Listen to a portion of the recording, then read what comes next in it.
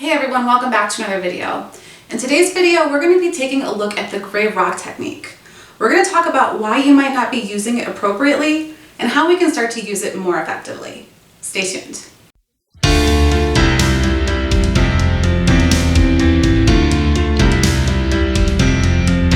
So the gray rock technique. This is a technique that is taught typically to people that for one reason or another are unable to go no contact with a narcissist. And this can be a lot of situations. Sometimes we might have to co-parent with a narcissist. Sometimes the narcissist might be a member of our immediate family, like our mother or our father. Sometimes we have to learn how to work with a narcissist, or the narcissist might be our boss. Maybe our ultimate goal is no contact, but for right now we're still living with the narcissist, or we're actively going through a divorce from the narcissist and we have to maintain some type of contact because of those dynamics. There can be a lot of reasons why you might have to maintain contact with these toxic people.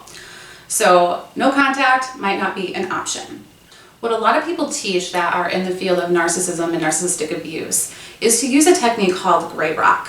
And I've made other videos on this topic and I'll make sure I link those down below. But the idea behind gray rock is that when the narcissist comes at you, they attack you, they won't leave you alone, they're trying to get you to react to them, is to act bland and boring like a gray rock. So the narcissist isn't able to extract that supply. And the idea is that in the long term, if we continue to apply this technique when interacting with a narcissist, the narcissist will get bored and then leave us alone. That they're not getting what they need, so they're gonna go find another source of supply so they can get what they need. Well, on paper, this can seem like it makes sense, and sometimes it does work. I'm not saying that this never works. However, there are a lot of cases where it does not work. We can gray rock a narcissist all day, all week, all a month long, and they are still going to be terrible. They're still going to continue to try to manipulate us and verbally abuse us and bully us and push us around, no matter how non-reactive we are. And understandably, when gray rock doesn't work, it can lead to a lot of frustration. I'm not reacting to this person, I'm not fighting back, I'm not giving them any supply, and they still keep bothering me. That's because this technique isn't really about the narcissist at all. It's actually about you.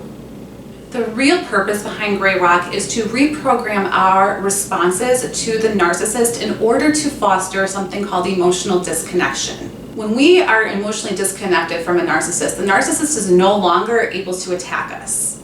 We are not going to be emotionally entwined in what the narcissist has to say about us. Full emotional disconnection gives us the full ability to really refocus back on ourselves, and the narcissist's attacks and ways to try to get supply from us, it really just kind of rolls off of our back.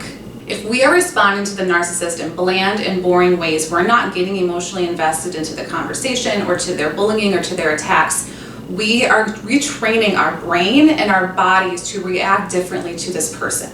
So over time, they are not going to be able to really pierce our vulnerabilities or really go after the things that we value, because those are the things that a narcissist really likes to attack.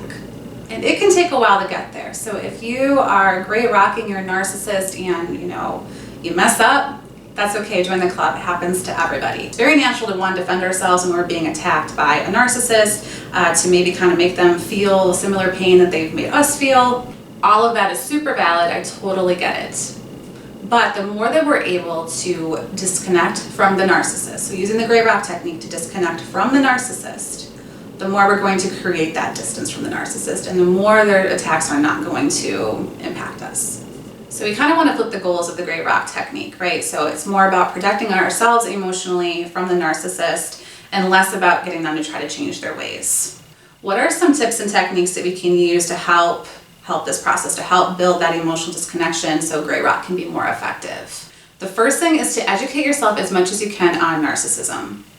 And if you haven't yet, make sure you subscribe to my channel, because I do have a huge library of videos on narcissists, why narcissists behave the way that they do, what we can expect from a narcissist, just all sorts of different information about that type of pathology.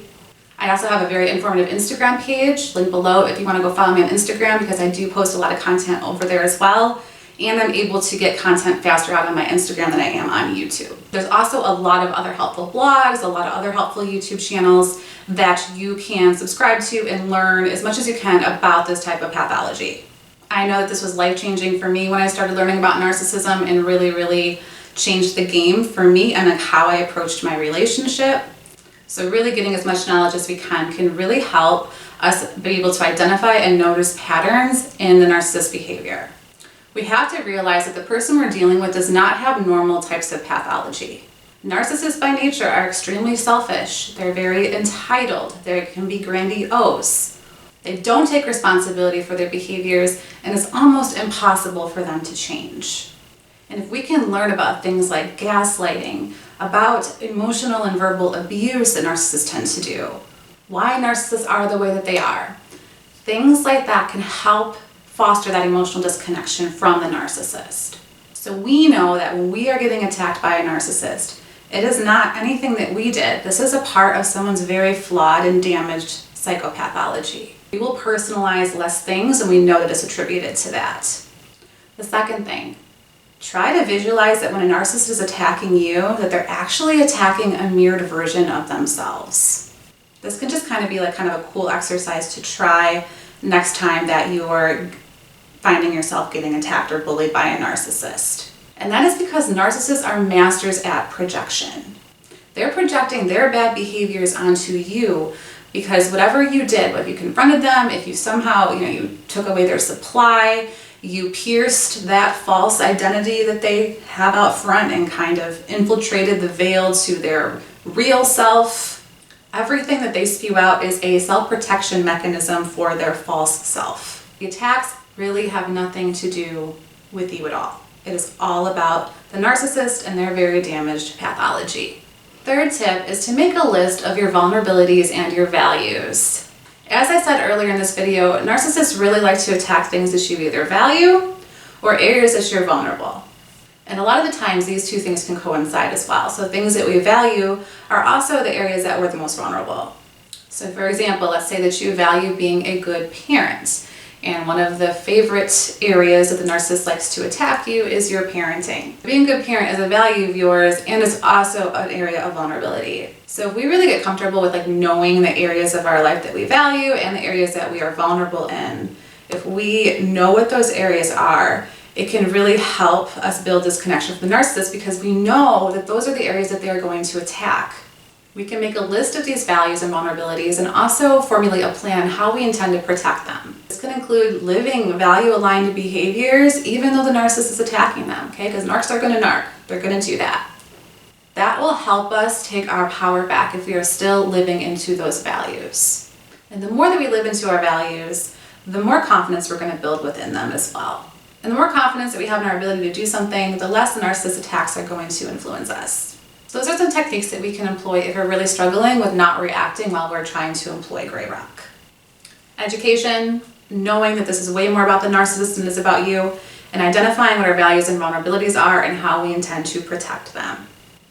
Thank you for watching this video. I hope it was helpful. If it was, make sure you give it some love, give it a thumbs up. Feel free to leave any comments or questions below or video requests, and I will see you in the next video. Have a good day all. Bye.